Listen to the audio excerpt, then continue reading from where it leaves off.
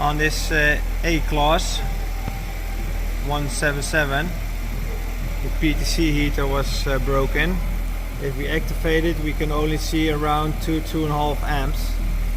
And if we activate it now, 10%, 20, 30, 40, 50, 60, 30, 80,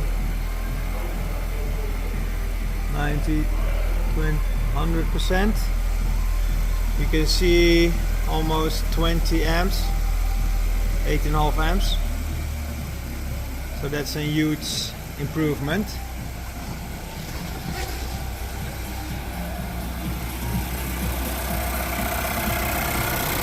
The PTC heater is over there.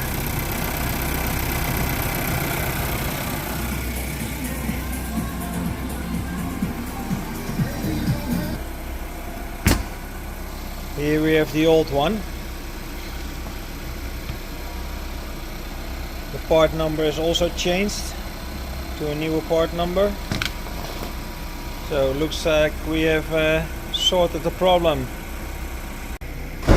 Already we can see the temperature is rising. It's now at almost 60 degrees. And it's feeling warm. A little bit already. It starts to warm up.